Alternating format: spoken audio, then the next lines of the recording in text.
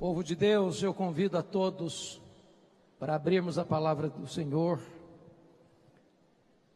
no livro de Atos dos Apóstolos, capítulo 1, versículo 8.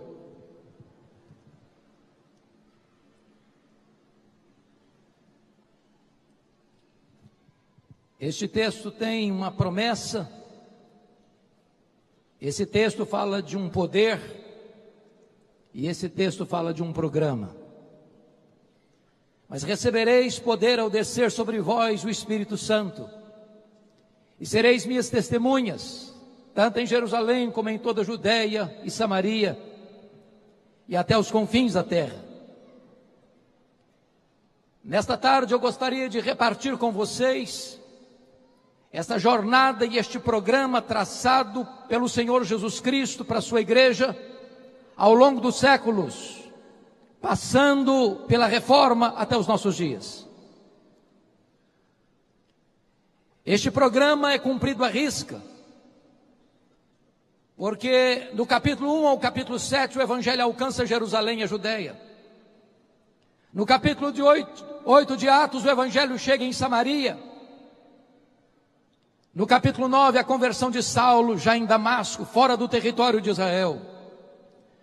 No capítulo 10, a conversão de um gentio, prosélito, Cornélio, na cidade de Cesareia Marítima. No capítulo 11, o Evangelho chega em Antioquia, a terceira maior cidade do mundo.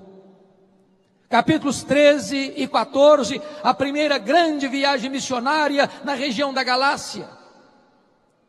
Capítulos 16, 17 e 18, o Evangelho alcança a província da Macedônia e da Acaia, na segunda viagem missionária de Paulo.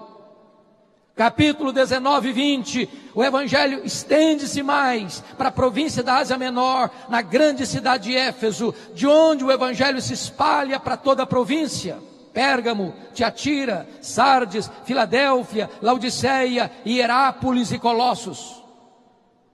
Capítulos 21 ao 26, trata da prisão de Paulo em Jerusalém, sua transferência para Cesareia, onde fica 2 anos sendo acusado injustamente pelos judeus. Capítulos 27 e 28 é a viagem de Paulo para Roma, o naufrágio que ele enfrenta, a sua temporada na ilha de Malta e sua chegada a Roma, não como sonhara chegar, mas preso e algemado. De onde ele escreve as suas cartas aos Efésios, Filipenses, Colossenses e Filemon. Atos termina sem conclusão, porque a história da igreja continua. E nós estamos escrevendo, quem sabe, o capítulo 29 de Atos, porque o Espírito de Deus está agindo na igreja para que ela alcance até os confins da terra. Mas agora acessa o registro de Atos e a história nos toma pela mão. A história deve ser nossa pedagoga, do contrário, será nossa coveira. Quem não aprende com a história, repete seus erros. Quem não tem história, está fadado a não ter futuro. Quando Jesus Cristo nasce, o mundo está sob o governo de Roma, e quem governa o império é César Augusto. Israel já está debaixo do governo de Roma desde o ano 63, quando Pompeu conquistou aquela região. Mas quando Jesus começa o seu ministério, lá em Lucas 3, o mundo está governado agora por um outro imperador, Tibério César. Depois vem Calígula, depois vem Cláudio, depois em 54 vem Nero, um homem devasso, um homem violento, um homem crudelíssimo. 10 anos depois que ele governa, precisamente no dia 17 de julho do ano 64, Nero põe fogo em Roma e assiste o espetáculo das chamas do alto da Torre de Mecenas. 7 noites, 6 dias de incêndio, de 17 de julho a 24 de julho. Quando o incêndio termina, dos 14 bairros de Roma, 10 deles são destruídos pelas chamas. Os 4 bairros restantes, densamente povoados por judeus e cristãos, dão a Nero um álibi para botar a culpa do incêndio de Roma nos crentes. Começa um verdadeiro massacre. Faltou cruz para fazer, madeira para fazer cruz, tamanha quantidade de crentes que foram crucificados. Os crentes eram cobertos de piche, amarrados em postes, para iluminar as noites de Roma, sendo queimados, vivos. No ano 68, Nero é deposto e comete suicídio. No ano 70, Vespasiano inaugura em Roma o anfiteatro da morte, o Coliseu Romano, que numa festa de 100 dias de inauguração, mais de 10 mil crentes foram mortos, e mortos com requinte de crueldade, enrolados em peles de animais, para os cães morderem, para os touros pisarem, para os leões esfaimados da Líbia devorarem, um verdadeiro massacre. Chega o ano 81, o imperador Domiciano começa a reinar, e esse é o primeiro imperador da história a arrogar para si o título de Senhor e Deus. Foi este imperador que deportou o apóstolo João, então pastor da igreja de Éfeso, para a ilha do Mar Egeu, a ilha de Pátmos. Naquelas alturas, todos os apóstolos de Jesus já estavam mortos, e mortos pelo viés do martírio. João era o último representante do colégio apostólico. Certamente a intenção de Domiciano era calar a voz do último apóstolo de Jesus Cristo. Mas se o homem faz planos, a resposta certa vem de Deus. Porque Apocalipse 1:9 diz que João não está na ilha de Pátmos por causa de um decreto de Domiciano. Ele está na ilha de Pátmos por causa da palavra de Deus e do testemunho de Jesus Cristo. O imperador romano quis fechar para ele todas as portas da terra, e quando todas as portas da terra estavam fechadas para João, Deus abriu-lhe uma porta no céu e disse: sobe para aqui e eu te mostrarei as coisas que devem acontecer. Até nos momentos mais sombrios da história da igreja, Deus continua no controle, e o plano de Deus não pode ser frustrado. Os imperadores que vieram foram truculentos: Marco Aurélio, Sétimo Severo, Décio, Diocleciano. Mas quis a providência de Deus que por volta do ano 311 e 313, Constantino revertesse essa situação. E o cristianismo, que até então era massacrado e perseguido, e os crentes eram mortos com requinte de crueldade e levados ao martírio, agora o cristianismo é declarado religião oficial do Império Romano. Isso foi muito bom, isso foi muito mal. Muito bom porque cessou a perseguição. Muito bom porque os crentes que tantas vezes viviam nos antros da terra, viviam nas catacumbas de Roma, eram queimados, eram torturados, eram afogados, eram mortos à paulada, agora podem ter liberdade de adorar a Deus. Muito bom porque os bens que foram confiscados agora eram devolvidos, e os crentes que não podiam se reunir publicamente agora têm seus templos construídos com a benesse do Estado.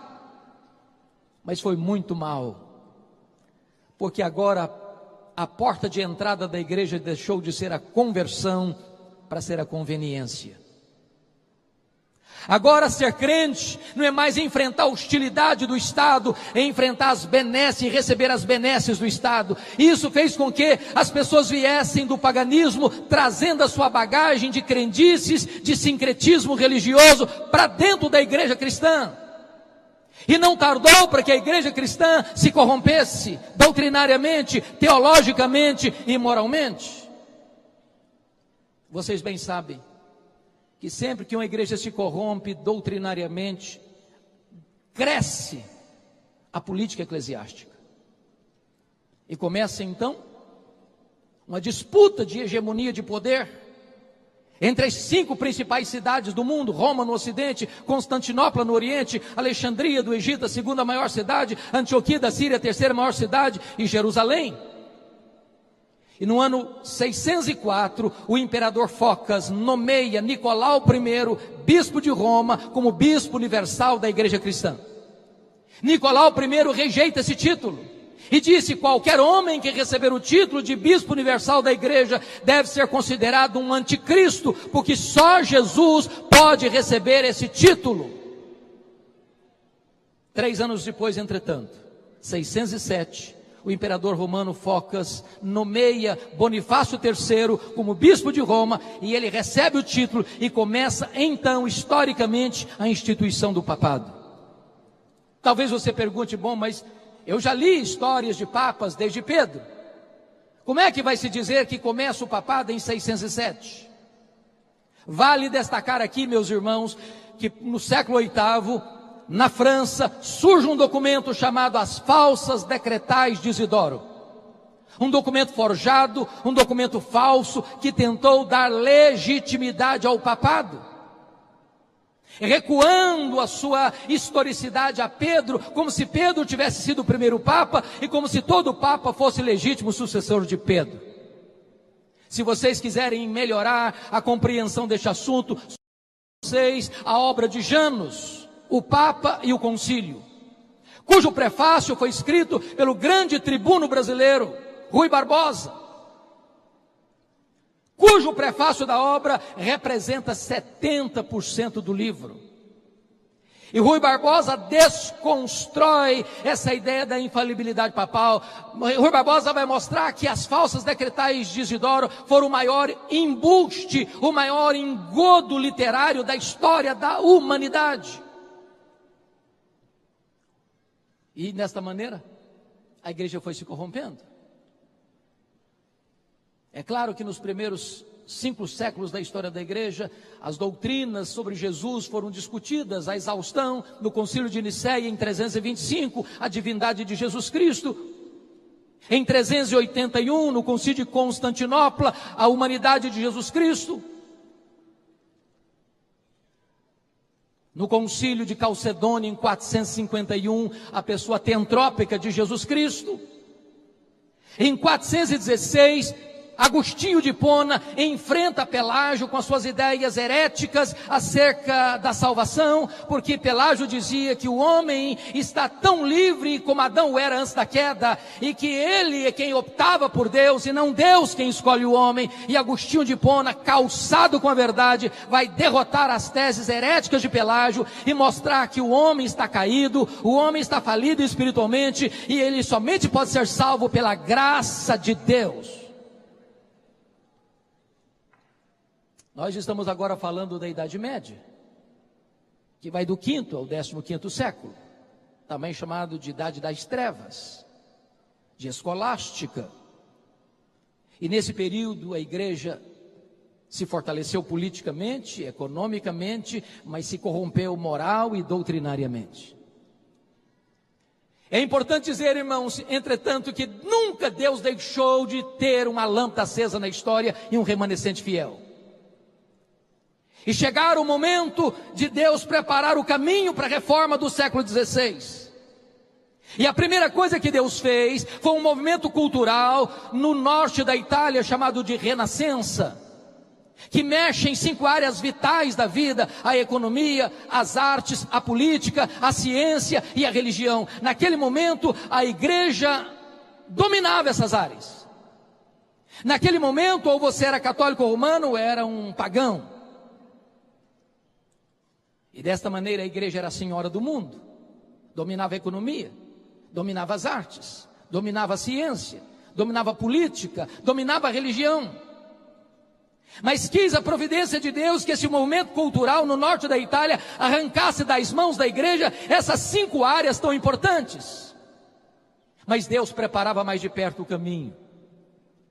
Quando Deus levanta na Inglaterra aquele que é a estrela d'alva da reforma, o professor de Oxford, John Wycliffe, um homem culto, um homem convertido a Cristo, um homem que prega a graça, um homem que anuncia a salvação, um homem que combate os erros e os desvios da igreja, e um homem que entende uma coisa: a reforma não pode se estabelecer a não ser que o povo tenha a Bíblia em sua própria língua, porque na Idade Média a única Bíblia que o povo sabia e conhecia era em latim, e o povo não sabia latim, e os sacerdotes que tinham acesso à Bíblia não conheciam a Bíblia, não ensinavam a Bíblia, e a igreja estava entregue à ignorância.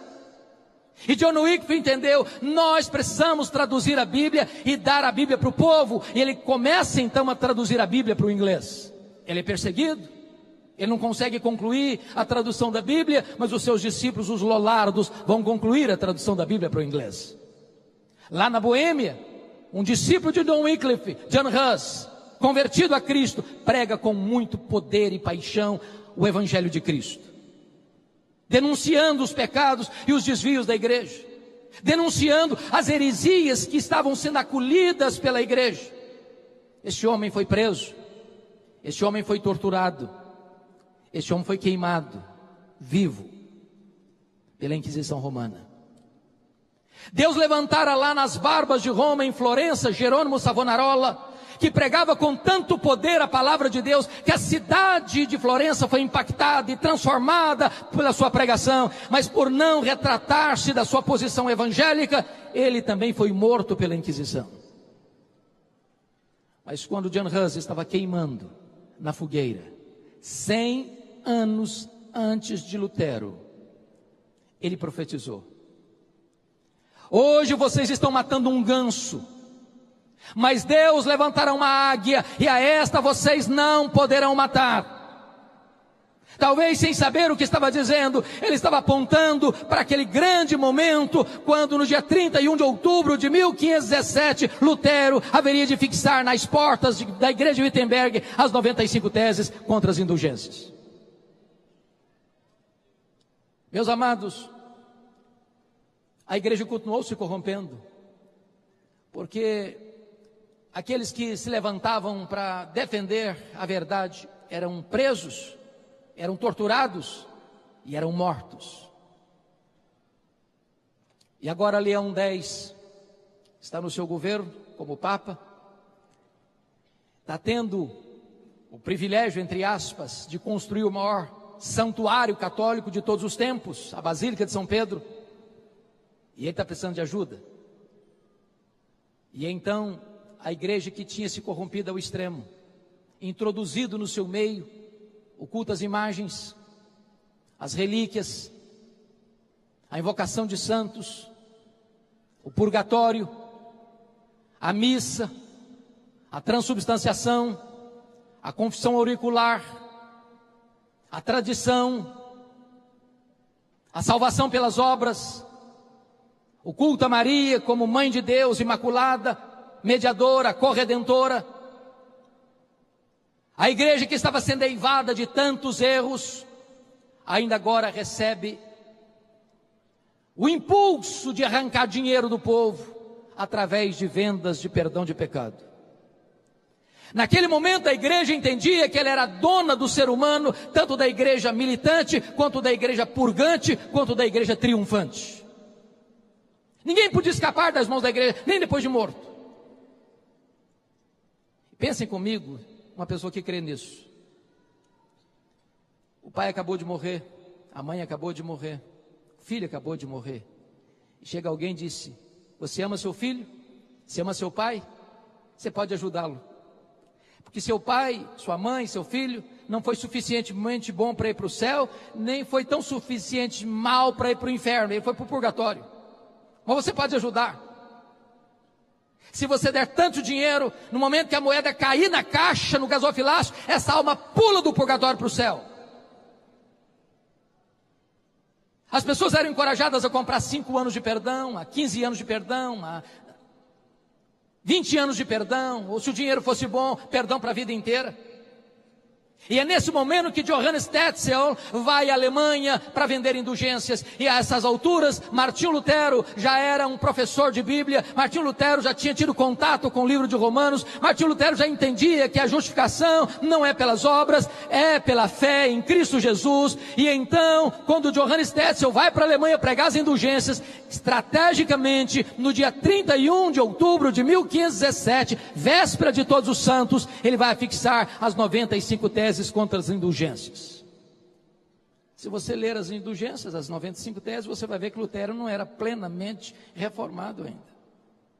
Tinha muita coisa errada lá nas indulgências, aquelas 95 teses, que não estavam tão claras na mente dele.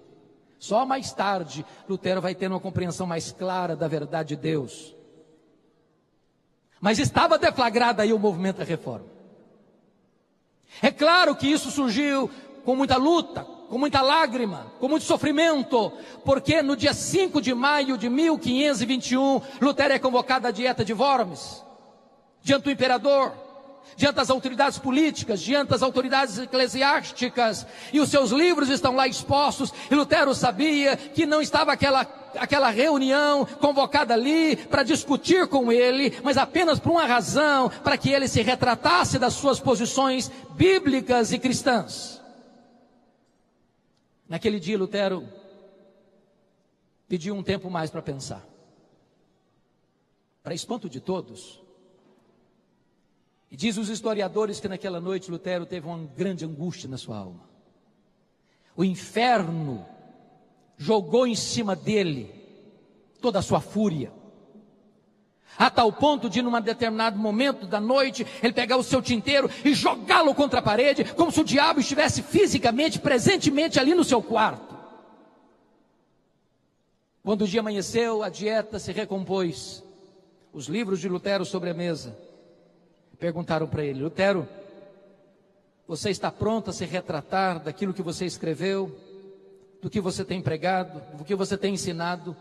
E Lutero respondeu: a menos que vocês me convençam pelas escrituras que eu estou errado, eu não me retratarei.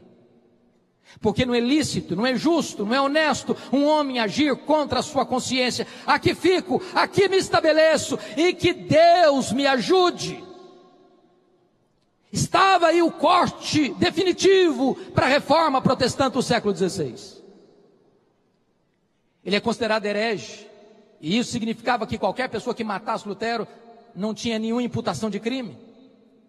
E quando ele sai da dieta, ele é raptado na estrada, não pelos seus adversários, mas pelos seus aliados, e é levado para o castelo, onde fica 10 anos, escondido atrás de um biombo. E por providência divina, exatamente nesse tempo de reclusão, é que ele se dedica com muito empenho a traduzir o Novo Testamento para o alemão. Obra essa que vai influenciar toda a literatura alemã, inclusive a gramática alemã. Mas é claro que Lutero não trabalhou sozinho.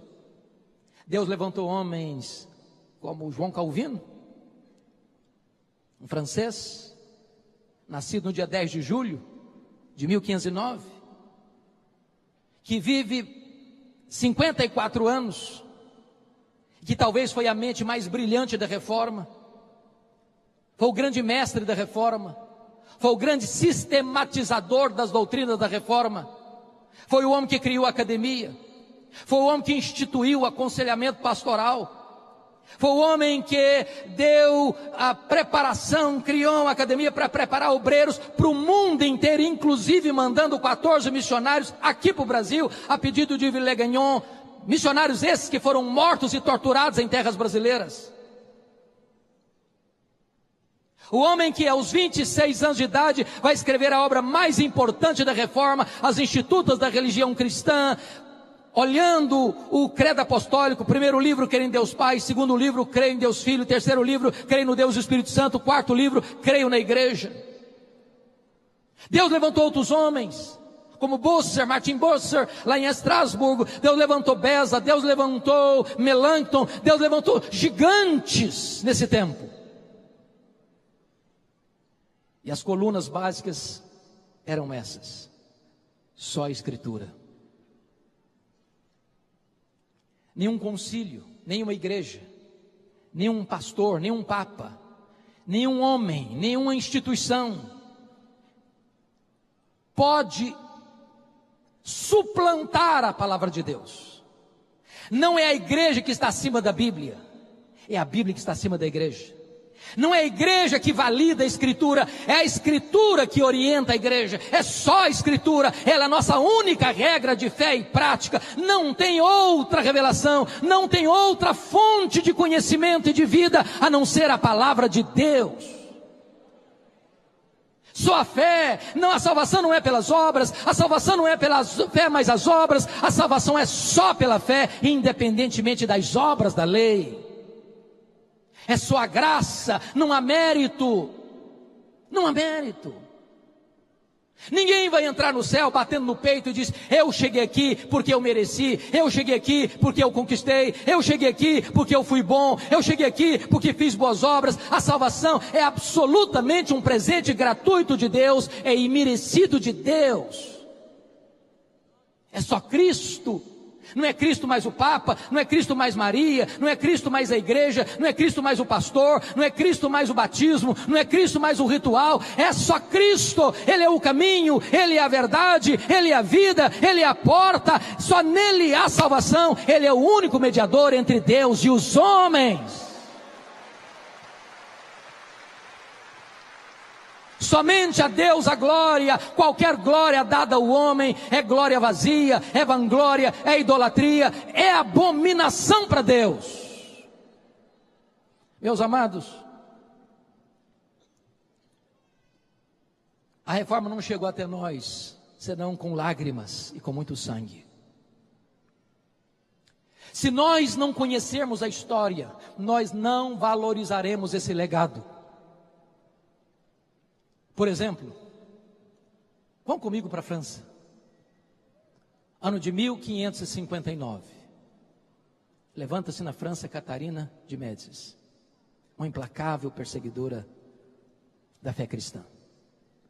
Qualquer aluno de segundo grau já leu sobre a famigerada noite de São Bartolomeu, 24 de agosto de 1572, quando mais de 70 mil huguenotes foram mortos traiçoeiramente, por ordem de Catarina, sob os aplausos do Papa e os elogios de Filipe II, rei da Espanha, genro de Catarina de Médicis. Foi proibido ser protestante na França. E se você ler, por exemplo, antes disso, a história do reformador João Calvino, vocês se lembram quanta luta, quanta dor, quanta perseguição, quanta tristeza, quanto sangue derramado em seu país. E é por isso que ele foge dessa perseguição, passando por Genebra, e quis a providência de Deus que Farel o convidasse, porque Farel não era um mestre, Farel era um evangelista. E Farel disse: Calvino, eu preciso de você aqui. E disse: não vou ficar, eu estou em transição. Calvino não queria ser um pastor, pregador, eu queria ser um escritor, eu queria ficar mais recolhido para escrever, para tratar das grandes demandas da igreja. E Farel disse: se você não ficar aqui, Calvino, eu vou pedir a Deus para amaldiçoar a sua vida. Ele ficou. 1538. Chegou antes disso, 1536, 35, 36, 38, ele foi expulso. Ele e Farel. Vão para Estrasburgo, onde ele se casa. 1541 ele retorna, a pedido dos líderes de Genebra, e fica em Genebra até a sua morte, por volta de 27 de maio de 1564, transformando Genebra na maior maquete do reino de Deus da história. Se você vai comigo para a Alemanha, você conhece a história da triste guerra dos 30 anos, onde milhões de pessoas morreram. 1618, 1648. Se você vai comigo para a Inglaterra, você se lembra que em 1534, Henrique VIII rompeu com o catolicismo, não por convicção teológica, mas por conveniência pessoal, para casar-se de novo, para ter um herdeiro para o trono. E o Papa não lhe dava essa autoridade, e ele rompe com a igreja e cria uma nova igreja na Inglaterra, a igreja anglicana, sendo ele chefe de estado e chefe da igreja. Na verdade, esse filho, Ana Bolena não lhe deu. Ele casou muitas outras vezes, e ele morre em 1547, e o seu filho, Eduardo VI, com 10 anos de idade, começa a reinar. Os líderes protestantes da Inglaterra entendem uma coisa: chegou a hora de plantar a reforma na Inglaterra. Ridley, Latimer, Cranmer. Mas esse menino morre precocemente, com 16 anos de idade, em 1553. E assume o governo da Inglaterra Maria Tudor, Maria Sanguinária, que leva a estaca e queima em praça pública os líderes protestantes, promovam a perseguição generalizada na Inglaterra, e muitos irmãos nossos, para poupar sua vida, tiveram que fugir da Inglaterra. E fugiram para onde? Fugiram para o continente, para a Alemanha, para a Suíça, para a Holanda, para os lugares onde a reforma estava estabelecida. Quis a providência de Deus que Maria Tudor morresse cedo, 5 anos depois, em 1558, e assuma o governo na Inglaterra Elizabeth, num longo governo de 1558 a 1603. E o primeiro decreto de Elizabeth foi determinar a volta dos foragidos para a Inglaterra, e tendo eles então contato com a reforma no continente, voltaram fazendo 4 exigências para a igreja. Nós queremos na Inglaterra uma igreja com teologia pura, com liturgia pura, com governo puro, com vida pura, e desencadearam na Inglaterra um dos mais importantes movimentos de reforma de todos os tempos e também de avivamento, o movimento dos puritanos. Aqui fica uma coisa interessante a pensar. Maria Tudor não sabia, mas Deus havia constituído em presidente das missões estrangeiras da Inglaterra. Quando ela pensou que ela estava destruindo a igreja, ela estava promovendo a igreja. Há um cântico que foi escrito aqui no Brasil e muito cantado em outros tempos aqui no Brasil, muito conhecido nos meios pentecostais, que diz o seguinte: é obra santa, ninguém detém. A igreja de Deus é indestrutível. A igreja de Deus avança sobre a perseguição, ela avança sobre as fornalhas, ela avança sobre o martírio, ela avança sobre qualquer dificuldade da vida, ela marcha triunfantemente. Mas, amados irmãos, tempos difíceis vieram. Tempos de crise, surge o racionalismo francês, o iluminismo. No bojo desse momento, vem o chamado liberalismo teológico. A Bíblia é lida de outra maneira, não é mais a visão gramática histórica, mas crítico-literária. E não tardou para que os seminários que formaram teólogos, pastores, missionários para o mundo fossem tomados de assalto pelos liberais. E agora não se cria mais na Bíblia. Agora os seminários começaram a ensinar o ceticismo, a incredulidade. E o liberalismo assaltou a igreja na Europa, irmãos. E qualquer igreja que subscreve o liberalismo está assinando um atestado de óbito. Não há esperança para alguém chegar e dizer: eu não creio mais na Bíblia. Eu não creio que esse livro é a palavra de Deus. Eu não creio mais que esse livro é infalível, é inerrante, é suficiente. Qualquer igreja que entrar por esse caminho, morre. Não tem antídoto. O que fizeram? Tentaram restaurar a igreja através de grandes palestras. Tentaram dar mais credibilidade ao pastor, levantando o púlpito. Mas não foram as palestras. A única coisa que restaura a igreja deste vale de ossos secos foram os poderosos reavivamentos que Deus derramou sobre a sua igreja. Em 1739, na Inglaterra, com John Wesley e George Whitefield. No país de Gales. Na Nova Inglaterra, Jonathan Edwards. Nos idos de 1735 e 1740. Novamente o século XIX foi varrido por uma onda de incredulidade. O liberalismo está no auge e Deus levanta na Inglaterra Charles Haddon Spurgeon para enfrentar essa fúria do liberalismo. E o que levanta a igreja é o avivamento espiritual. Na cidade de Nova York, 1857, esse avivamento varre a nação, 1857 a 1859, e é no bojo desse avivamento é que o missionário Ashbel Green Simonton, que acabara de se formar no seminário de Princeton, ouvindo um sermão do professor Charles Hodge, é tocado pelo Espírito Santo de Deus para vir para o Brasil, e ele chega aqui exatamente no dia 12 de agosto de 1859, debaixo da égide deste poderoso avivamento espiritual. espiritual, a Igreja Presbiteriana do Brasil nasceu sob o signo do avivamento espiritual. E eu quero concluir minha fala lembrando a vocês que uma igreja reformada, sempre reformando. Isso não significa que nós vamos abraçar as últimas novidades do mercado da fé. Não, nem isso que está dizendo. A cada geração a igreja precisa passar por uma nova reforma, revendo sua doutrina, seus valores, sua ética, sua conduta, sua postura, se o que nós estamos pregando e praticando está exatamente de acordo com a palavra de Deus. Avivamento não é novidade. Avivamento, melhor dizendo, reforma não é novidade. Reforma não é mudança. Reforma é retorno. Retorno à origem, à doutrina dos apóstolos. E por que eu creio que hoje precisamos de uma nova reforma? Primeiro, irmãos, porque o liberalismo ainda está devastando igrejas no nosso século.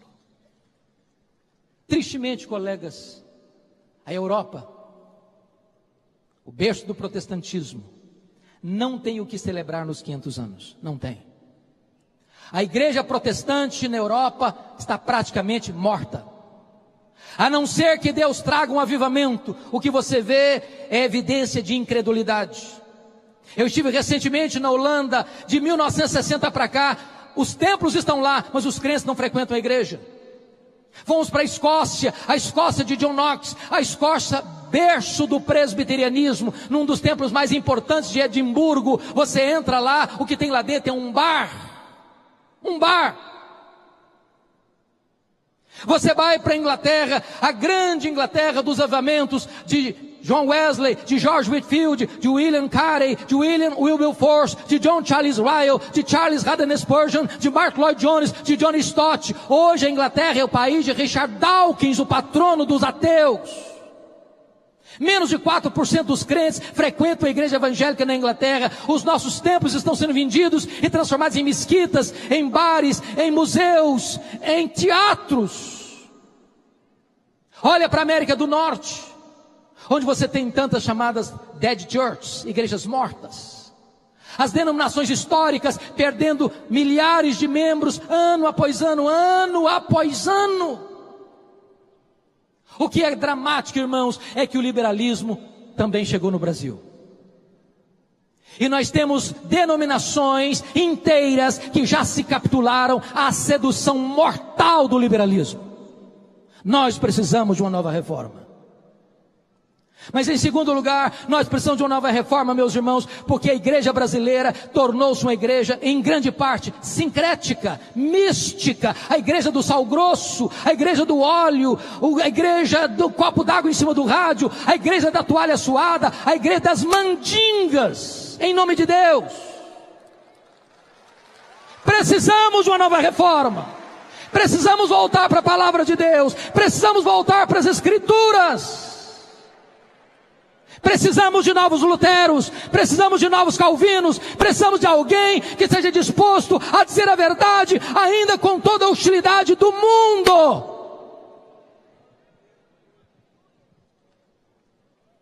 Mas em último lugar, irmãos, nós precisamos de uma nova reforma, porque nós assistimos no Brasil, tristemente, uma igreja onde há a presença de uma ortodoxia morta.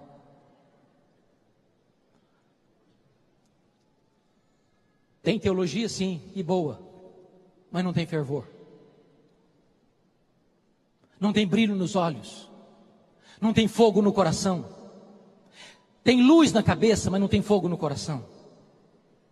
As reuniões de oração estão no CTI, na maioria das nossas igrejas. O secularismo está entrando para dentro das nossas igrejas. O índice de divórcio dentro da igreja é quase o mesmo fora da igreja. O índice de jovens que vão para a cama com o namorado dentro da igreja é quase o mesmo fora da igreja. As festas de casamento dos crentes tornou-se festas pagãs, de bebedeira.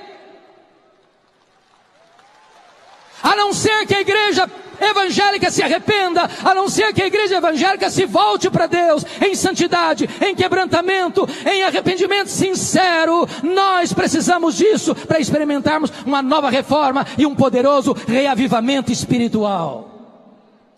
A minha oração e o meu clamor aos céus é que essa celebração de 500 anos nos leve a uma reflexão, nos leve a uma postura de arrependimento e nos leve de volta ao caminho do cristianismo primitivo, simples, puro, mas cheio do poder do Espírito Santo de Deus.